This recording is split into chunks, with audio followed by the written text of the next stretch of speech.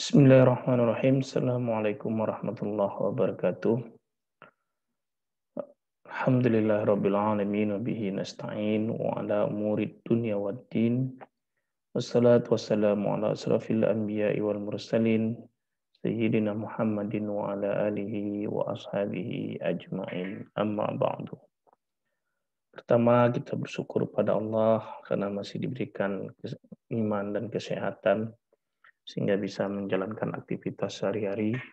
Salawat dan salam buat junjungan kita Nabi besar Muhammad Sallallahu Alaihi Wasallam.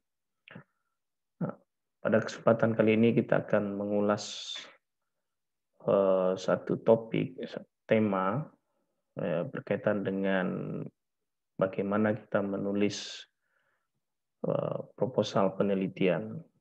Nah, langkah pertama dalam proses penelitian adalah memilih topik penelitian. Memilih topik penelitian ini terkesan sangat sederhana, tetapi banyak orang melakukan kesalahan bahkan tidak bisa menyelesaikan riset penelitiannya, baik skripsi, tesis maupun disertasi, hanya karena kesalahan dalam atau kekeliruan dalam memilih topik penelitian. Nah, sehingga pertanyaannya adalah why choosing the right research topic is so important. Nah, mengapa memilih topik penelitian yang benar, yang tepat, itu menjadi sangat penting. Karena banyak alasan bisa kita utarakan ya. Yang pertama adalah untuk level penulisan, misalnya penelitian yang sifatnya untuk penyelesaian studi, seperti S1, S2, ataupun S3, topik penelitian ini akan menentukan masa depan kita. Kita akan sangat bergantung dengan apa yang kita teliti. Karena kita akan dianggap expert, akan dianggap menguasai suatu bidang yang itu telah kita lakukan penelitian terhadapnya. Misalnya Anda berminat masalah football atau sepak bola, maka Anda meneliti bagaimana aspek-aspek dari sepak bola. Bagaimana, mengapa orang lebih cenderung menonton secara langsung di stadium daripada dia menonton secara live di televisi atau sebaliknya. Faktor-faktor apa yang menyebabkan orang fans atau mencintai satu klub melebihi dari yang lainnya. Nah, ini akan menjadi suatu isu-isu penelitian sehingga Anda akan dikenal sebagai orang yang menekuni bidang dunia persepak bolaan. Sepak bola tentu tidak bisa kita lihat hanya sekedar sebuah olahraga. Dia merupakan sebuah bisnis yang sangat besar sekali. Nah, sehingga banyak dimensi yang bisa dilihat dari situ. Nah, itu salah satu alasan mengapa memilih topik riset yang penting, yang tepat, itu menjadi penting kita lakukan. Yang kedua, sekali kita memilih sebuah topik penelitian, maka kita akan sangat bergantung, bisa jadi ke depannya kita akan hidup bergelut pada bidang yang kita teliti tadi. Nah, ini berkaitan dengan profesionalitas atau berkaitan dengan keahlian kita, seperti itu. Jadi tidak kurang tepat juga kalau bagian orang berpandangan, ya udahlah, skripsi, tesis, ataupun disertasi itu hanya salah satu syarat untuk memperoleh gelar, jadi nggak usah serius-serius sekali. Nah, ini pandangan yang cukup menyesatkan. Nah, beberapa pertanyaan ini mungkin bisa Anda semua berikan pertanyaan ini ke diri Anda sebagai sebuah tahapan bagaimana kita memilih suatu topik penelitian. Yang pertama adalah what are your personal strengths and weakness? Apa sih kekuatan dan kelemahan Anda secara pribadi? Misal Anda menekuni bidang ekonomi dan bisnis Islam. Dari sekian banyak aspek yang bisa dikaji, Anda mengetahui bahwa Anda lebih cenderung menguasai di bidang misalnya pasar modal. Mengapa? Ya karena Anda aktif di galeri pasar modal yang ada di fakultas Anda. Nah, akan tetapi di sisi lain Anda kayaknya kurang menguasai atau tidak begitu menguasai pada aspek manajemen keuangan misalnya. Nah, dengan demikian atau aspek perbankannya atau aspek bisnis atau mikro dan lain sebagainya. Dengan demikian Anda sudah dapat mapping peta apa riset topik yang akan Anda teliti. Ya jangan pernah jauh dari kekuatan Anda. Kalau memang yang Anda itu lebih menguasai, lebih mendalami aspek pasar modal, ya udah Anda carilah, pilihlah topik-topik yang berkaitan dengan pasar modal syariah seperti itu. Kemudian, what knowledge and skill do you think you will need in the future? Jadi kamu bisa membuat semacam prediksi ataupun ke depan saya ini butuhnya apa? Pengetahuan atau skill seperti apa sih yang Anda butuhkan untuk menatap masa depan Anda? Oke, saya mau jadi seorang investor, manajemen investor di pasar modal segala macam. Oleh sebab itu Anda carilah riset topik yang sesuai dengan harapan Anda di masa akan datang. Jangan harapannya ingin jadi seorang bankir ataupun jadi investor, kemudian Anda menguasai atau melakukan riset yang nggak ada hubungannya dengan aspek itu.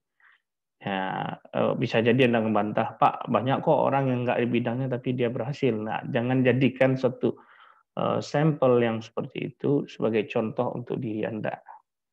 Nah, itu adalah hal keadaan yang berkata lain, akan tapi kita berbicara pada hari ini untuk menatap masa depan. Jadi Anda sudah membuat sebuah perhitungan apa, pengetahuan apa, ataupun skill seperti apa yang Anda perlukan untuk menatap masa depan Anda. Ya, kemudian yang terakhir adalah what resources can you draw upon to help. Ya, jadi berkaitan dengan sumber ya. Sumber-sumber data ataupun sumber-sumber lainnya yang bisa kamu peroleh untuk membantu dari riset kamu itu. Ini beberapa alasan why choosing a research topic is difficult. Mengapa memilih topik atau memilih sebuah topik penelitian itu sulit. Ya, kalau kita yang lagi menyelesaikan studi pada saat memikirkan sebuah riset topik, saya mau meneliti tentang apa segala macam, Anda bergelut dengan suatu pertanyaan yang akan terus Anda dengar, itu kapan anak mak selalu wisuda, kapan Anda wisuda, kapan kita mau nikah segala macam. Nah, padahal itu bukan sebenarnya nggak ada hubungan dengan riset topik ya, akan tapi itu yang mengganggu mentalitas Anda. Nah, beberapa hal yang membuat mengapa memilih suatu topik penelitian itu menjadi sulit adalah yang pertama too much choice, terlalu banyak pilihan sehingga Anda akan jadi bingung. Nah, ya kita akan berasumsi, oh ini kok banyak sekali pilihan, kok jadi bingung. Nah, tapi kebanyakan, tapi yang terjadi justru agak sebaliknya juga ya. Di level S1 banyak asumsi yang dibangun oleh mahasiswa S1, enggak ada penelitian, ini sudah dibahas semuanya, mana lagi yang mau diteliti segala macam. Jadi Anda merasa tidak ada ini, padahal bukan tidak ada, akan tapi ini nanti ada di bagian berikutnya. Yang kedua adalah the fear it will be too difficult. Jadi ada ketakutan, kecemasan di awal, suatu topik penelitian itu akan sulit dilakukan. Anda akan merasa, wah bisa nggak ya menyelesaikannya? Wah ini terlalu berat ini. Wah ini harusnya untuk level S2, seterusnya. Yang ketiga adalah the fear that it will be insufficiently theoretical. Wah, kalau penelitian kayak gini kayaknya teorinya nggak ada nih. Nah, nggak punya cukup teori yang mendukung penelitian. Nah, jadi sudah ada perasaan-perasaan cemas, khawatir, atau takut terhadap dua hal ini. Takut tidak terselesaikan, takut nggak ada teori yang menjelaskan atau mendukung topik Anda tadi. Nah, yang terakhir adalah lack of references. Jadi ini umum terjadi, siapapun yang melakukan penelitian pada umumnya adalah karena malas membaca, merasa tidak ada topik yang tepat, dan seterusnya. Nah, kalau mengatasi problem yang ketiga ini, ya tidak ada lain, Anda harus membaca, Anda harus melakukan pemetaan terhadap referensi yang jumlahnya sangat banyak sekali. Bahkan kalau Anda menekuni bibliometrik, kemudian dan lain sebagainya, Anda akan kaget satu topik itu bisa jutaan artikel yang sudah diproduksi di dunia ini. Jadi tidak ada alasan ya kalau kita mengatakan, wah ini tidak ada topik, tidak ada judul, belum ketemu masalah, segala macam. Yang justru terjadi adalah too much choice. Nah, terlalu banyak pilihan. Jadi Anda jadi bingung mana yang mau Anda pilih. Nah, kebingungan ataupun rasa takut tidak terselesaikan, tidak ada teori dan lain sebagainya, itu bermuara pada persoalan Anda malas membaca. Tidak pernah membaca artikel ilmiah, tidak pernah men-searching segala macam, sehingga seolah-olah semuanya itu serba tidak ada, serba tidak cukup. Nah, ini problemnya ya. Nah, ini ada ya, ini slide-nya agak keliru nih. Ada sebenarnya 10 ya. 10 langkah bagaimana kita membuat ide untuk sebuah topik penelitian. Nah, ini bisa diuraikan secara panjang lebar kan, tapi saya akan jelaskan secara singkat saja. Yang pertama, thinking. Ya, tentu Anda harus meluangkan waktu untuk berpikir Anda mau meneliti tentang apa. Nah, ini intinya adalah bagaimana Anda memanage waktu dan pikiran Anda untuk tujuan tertentu. Jangan sampai pada masa menyelesaikan studi Anda justru memikirkan hal-hal lain yang sesungguhnya tidak relevan dengan studi Anda. Nah, jadi silakan mulai dari hari ini luangkan waktu Anda untuk berpikir Anda mau meneliti tentang apa. Nah, ini sekaligus melakukan sebuah tahapan-tahapan berikutnya. Oke, saya ingin meneliti. Nah, terus gimana caranya? Apa Anda buat topik yang Anda ya, seperti tadi saya katakan, Anda mengetahui saya lemahnya di sini, kekuatan saya di sini, Anda buat list, kemudian Anda cek list Anda itu. Gimana cara ngeceknya? Yang pertama, looking at the past project title. Anda melihat pada project penelitian terdahulu, baik yang tersedia di perpustakaan ataupun yang lainnya. Jadi itu Anda lihat, oh ini sudah pernah orang meneliti seperti ini. Oh, si penulis tadi menyebutkan ini kelemahan dari artikelnya atau dan seterusnya. Nah, ini adalah langkah-langkah bagaimana kita mencari atau mengenerate idea untuk penelitian kita. Yang sering lazim dilakukan oleh mahasiswa adalah using past course assignment. Jadi Anda menggunakan tugas kuliah sebelumnya. Nah, seperti kemarin saya tanya apakah sudah ada topik penelitian. Awalnya yang jawab belum ada, tapi ada juga yang jawab kemarin waktu mata kuliah metodologi kami ada membuat proposal seperti ini. Nah, itu adalah contoh bagaimana Anda menggenerate ideas untuk riset penelitian Anda. Nah, yang berikutnya adalah using relevant literature. Jadi Anda harus menggunakan literatur ataupun kepustakaan yang relevan untuk topik penelitian Anda.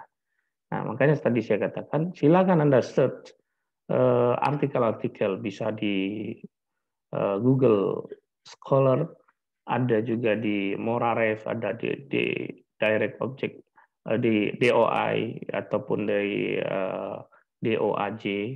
Banyak sekali, ada Semantic Scholar dan lain sebagainya. Itu semua adalah sumber-sumber literatur yang bisa kita akses seperti itu. Nah, caranya gimana? Ya, Anda cek dulu mana topik-topik yang sesuai dengan topik yang ingin Anda teliti. Nah, jadi nggak perlu membaca literatur semuanya, yang ingin Anda baca ini bagus, ini bagus.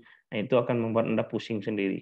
Jadi pilihlah apa artikel-artikel yang sesuai dengan topik penelitian. Topik ya, bukan objeknya ataupun area wilayah penelitiannya dan lain sebagainya, bukan. Akan tetapi topiknya. Kalau Anda meneliti tentang UMKM ya Anda cari topik-topik penelitian tentang UMKM. Nah, nanti Anda sortir lagi spesifiknya UMKM yang mau Anda lihat dari aspek banyak, misal manajemen permodalan. Ya, makanya Anda akan sortir seluruh artikel yang berkaitan dengan bagaimana manajemen modal di UMKM. Nah, seperti itu. Yang berikutnya adalah following the news media. Anda mencari informasi suatu topik melalui media informasi ataupun berita seperti itu. Ya, model seperti pada masa pandemi ini, itu banyak sekali topik-topik. Ada pandemi, kemudian ada 3 bank merger menjadi satu, itu bisa menjadi satu topik penelitian. Kemudian yang ketujuh ya, brainstorming. Brainstorming. Jadi Anda melakukan brainstorming. Ini untuk apa? Ya karena kalau Anda stuck terus ya udah Anda berhenti dulu, Anda kemudian mikirkan kembali apa yang mau Anda lakukan. Nah, dari situ Anda lanjut lagi buat konsep mapping. Anda cari suatu konsep topik, kemudian Anda buat mappingnya. Topik ini misalnya Anda ingin marketing misalnya. Dalam marketing secara konsep misalnya ada praise, ada place, ada apa lagi dan seterusnya itu. Kemudian Anda cari lagi making a note of idea. Nah, Anda buat catatan-catatan dari ide-ide Anda tadi dan selanjutnya Anda diskusikan dengan orang lain. Ya, dengan siapa? Kalau Anda sebagai mahasiswa, diskusikan dengan penasehat akademik Anda. Nah, ini adalah langkah-langkah yang bisa Anda ambil untuk memilih sebuah topik penelitian. Nah, pada akhirnya, mulai dari sekarang, bertanyalah pada diri Anda, what I am really interested in. Jadi, apa yang Anda benar-benar atau sungguh-sungguh tertarik terhadap sesuatu. Anda mau misalnya, oh saya memang tertarik pada bidang pasar modal, ya udah cari dan dalami aspek apa yang mau Anda teliti terkait hal itu.